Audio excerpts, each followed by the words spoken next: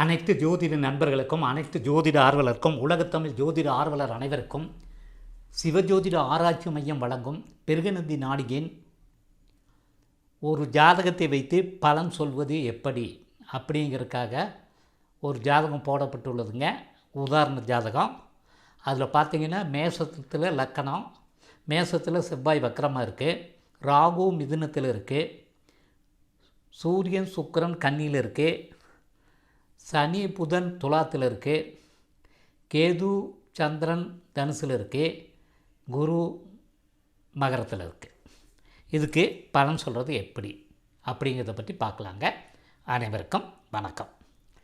முதல்ல பிறப்பு ஜாதகத்தில் என்ன கோள்கள் இருக்குது அப்படிங்கிறத கரெக்டாக பார்த்துக்கணும்.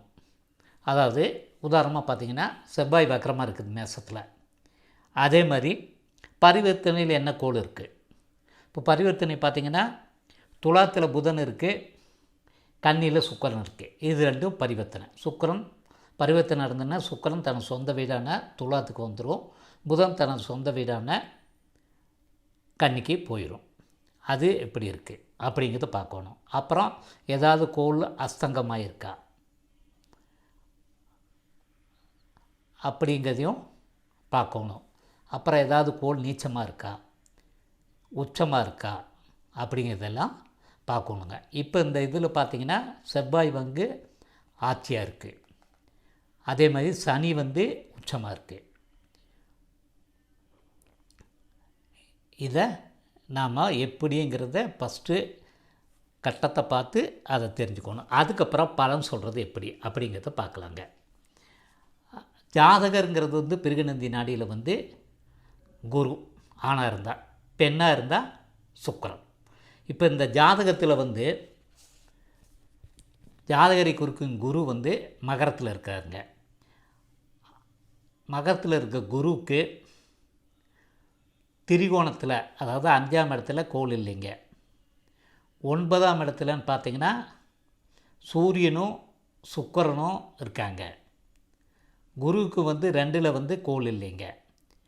12ல் சந்திரனும் கேதும் இருக்காங்க. குருவுக்கு 7லேயும் கோள் இல்லைங்க. அதனால் குருவோடு இணைந்து செயல்படக்கூடியவர் யாருன்னு பார்த்திங்கன்னா சூரியனும் சுக்கிரனும் சந்திரனும், இந்த 3 கோள் தான். அடுத்து இந்த ஜாதகர் அந்த குடும்பத்தில் 2வது வாரிசுங்க. அது எப்படி 2வது வாரிசுன்னு நான் சொல்கிறேன் அப்படின்னு பார்த்திங்கன்னா, குருவுக்கு 12ல் சந்திரன் இருக்குங்க. அப்போ சந்திரனுங்கிறது மூத்த சகோதரி.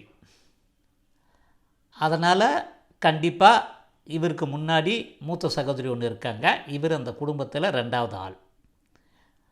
அந்த சந்திரனுக்கு 5ல் வக்கர செவ்வாய் இருக்குங்க, 7ல் ராகு இருக்காங்க, 9ல் கோள் இல்லைங்க. ஆகவே சந்திரன் வலு இழந்து இருக்கிறார், அதாவது உங்களோட சகோதரி. ஆகவே அந்த சகோதரிக்கு அற்ப ஆயுள் தாங்க. சகோதரிக்கு இறப்பு எப்போது அளிக்கும் என்றால், ஜாதகருக்கு 17 அல்லது 18 வயது நடைபெறும்போது கோச்சார குரு மிதுனத்தில் பயணம் செய்வார். அப்போது ராகுக்கு குருவின் தொடர்பு ஏற்படும், கோச்சார சனியின் தொடர்பும் ஏற்படும். ஆகவே ஜாதகரின் சகோதரிக்கு அந்த காலத்தில் இறப்பு ஏற்படும். அதாவது குருவுக்கு 12வது ஒவ்வொரு கட்டத்துக்கும் ஒரு வருஷம். குரு 13வது வயசில் அவர் மகரத்துக்கு வருவார் ஃபஸ்ட்டு சுற்று. அதுக்கப்புறம் கும்பத்துக்கு 14, மீனத்துக்கு 15, மேசத்துக்கு 16, ரிஷபத்துக்கு 17, மிதுனத்துக்கு 18. அதாவது 18 வயசு வாக்கில் அவங்களோட சகோதரி மூத்த சகோதரி காலமாகி விடுவாங்க. இது பலன் சொல்லிடலாம். லக்கணத்தை வச்சு தான் பலன் சொல்லணும்னு அவசியம் இல்லைங்க. பிருகுநந்தி நாடி புனையில் ஜாதகர் யார், ஜாதகி யார், இதில் ஜாதகர் குரு, அவரை வச்சு தான் நம்ம பலன் எடுக்கிறோம். அடுத்தது இந்த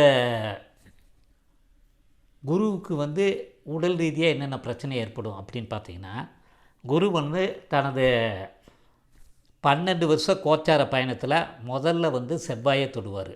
அதாவது 4வது வயசு. அந்த செவ்வாயை தொடுங்காலத்தில் செவ்வாயோட காரத்துக்குரிய நோய் வந்து கண்டிப்பாக வரும். அதாவது உடலில் வந்து காயம் ஏற்படலாங்க, இல்லை ஏதாவது இது பட்டு வெட்டுப்படலாங்க, இல்லை செவ்வாய்ங்கிறது வந்து ஹீட்டு, அதனால் அதிகமான காய்ச்சல் வரலாம், இரத்த தொடர்பான குறைபாடு, இந்த மாதிரி பிரச்சனை ஏற்படலாங்க. அதாவது ஜாதகரோட 4வது வயசில்.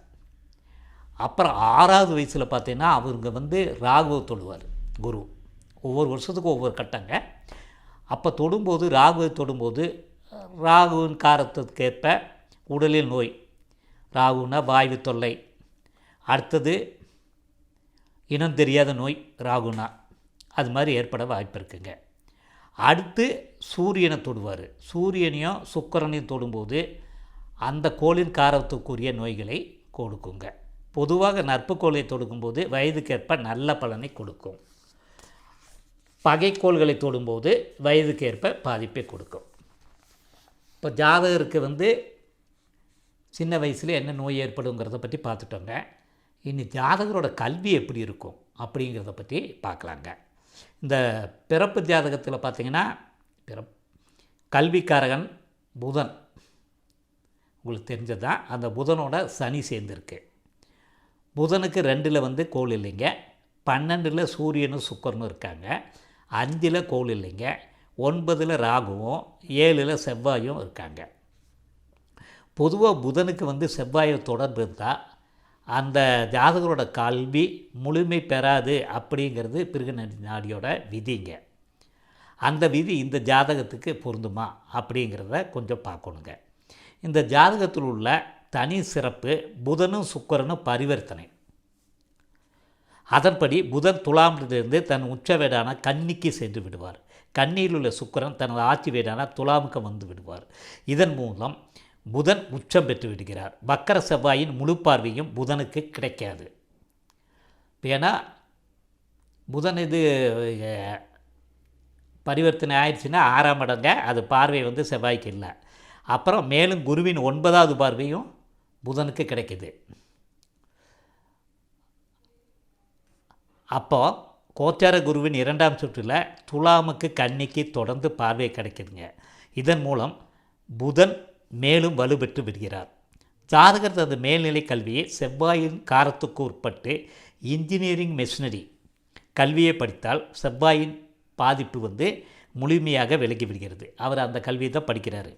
ஆகவே ஜாதகருக்கு கல்வியில் தடை ஏற்பட வாய்ப்பு இல்லை என கூற வேண்டும். இதன் மூலம் ஜாதகர் தன் கல்வியில் முழுமை பெற்று விடுகிறார். இப்போ கல்வி பற்றி பார்த்தோங்க. இனி அடுத்தது கல்வி முடிஞ்சோன்னா அவருக்கு தொழில் எப்படி அமையும் அப்படிங்கிறத பார்க்கணும் இல்லைங்களா.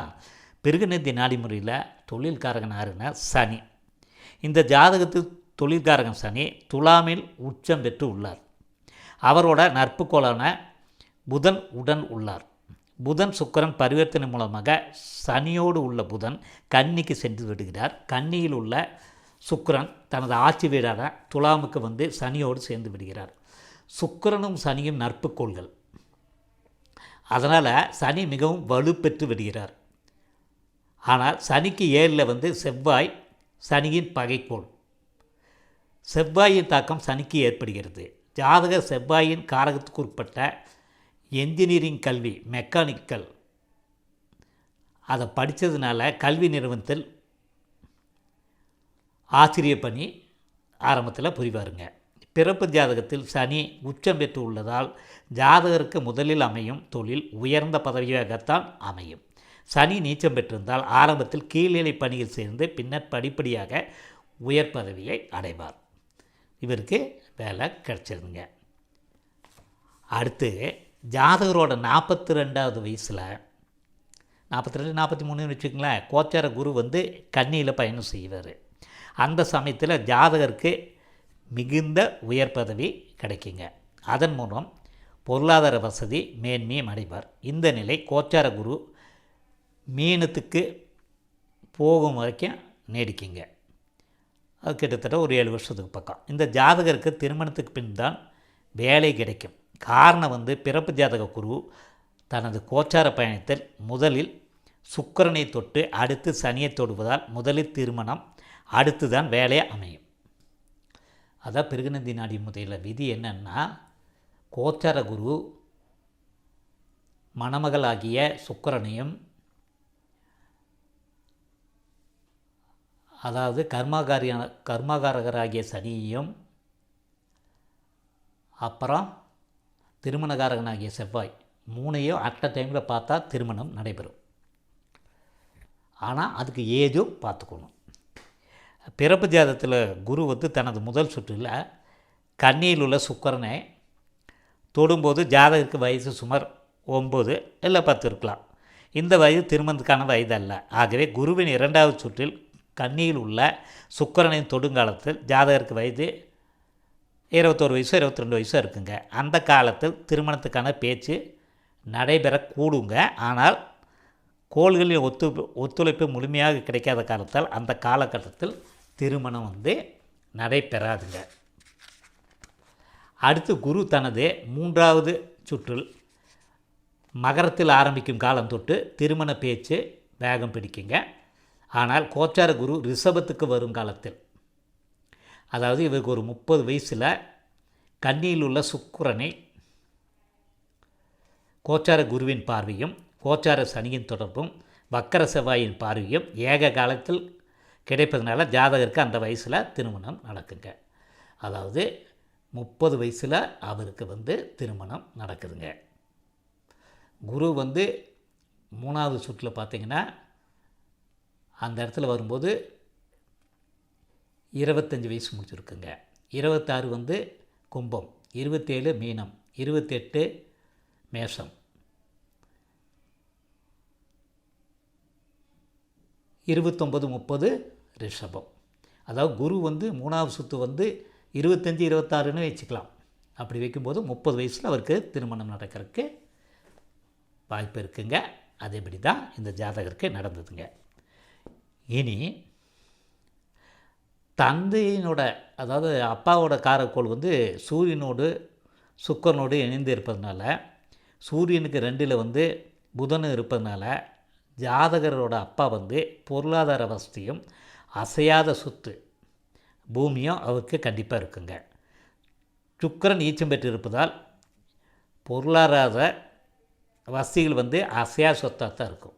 சுக்கிரன் நீச்சம் இல்லாமல் குச்சமாக இருந்ததுன்னு வைங்க, இல்லை ஆட்சியாக இருந்ததுன்னு வைங்க, பணமாகவும் இருந்திருக்கும். இப்போ பணமாக இருக்கிறது ரொம்ப குறைவாக இருக்குங்க, பூமி தான் இருந்திருக்கும்.